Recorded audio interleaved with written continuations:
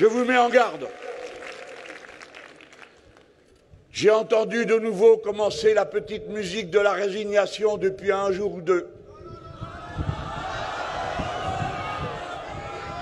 Attention, c'est après qu'on pleure. Attention, il y a le danger d'une grande éclipse de débat. C'est si vous retrouvez au deuxième tour Madame Le Pen ou bien Monsieur Zemmour en face de Monsieur Macron.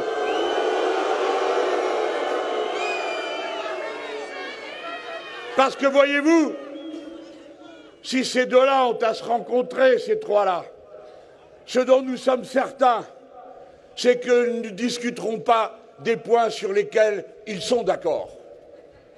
Tandis que c'est moi qui s'y trouve, alors on discutera de ces points sur lesquels aucun des trois n'est d'accord avec moi. Et les voici, je dirais,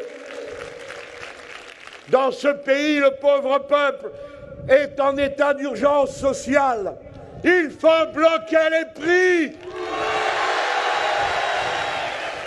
Non, dit M. Macron, malheureusement, nous dépendons des marchés internationaux. Mais dites-moi voir, depuis quand on confond une spéculation comme celle qui accourt sur la production d'essence avec la loi du marché, à moins que la loi du marché, ce soit la spéculation.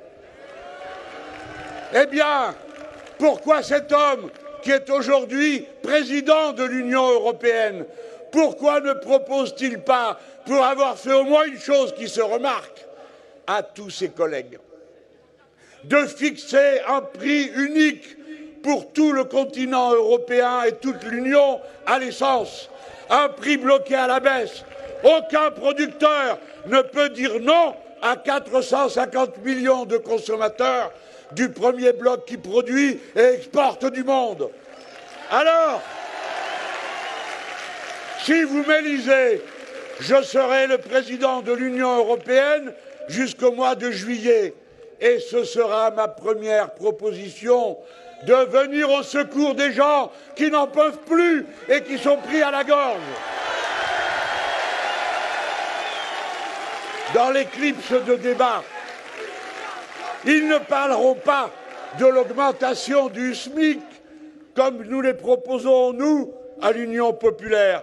Et pourtant, le monsieur n'a-t-il pas dit que ça serait à nouveau la grande cause, l'égalité des hommes et des femmes? Personne ne lui a dit, dans ses cabinets de conseil, que 60% des gens qui sont payés au SMIC sont des femmes et que l'augmentation du SMIC profite d'abord à celles qui en ont le plus besoin à cette heure.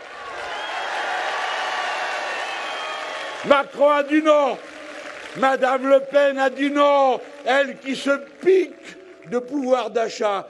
Quant à Zemmour, il a dit l'augmentation du SMIC, c'est démagogique.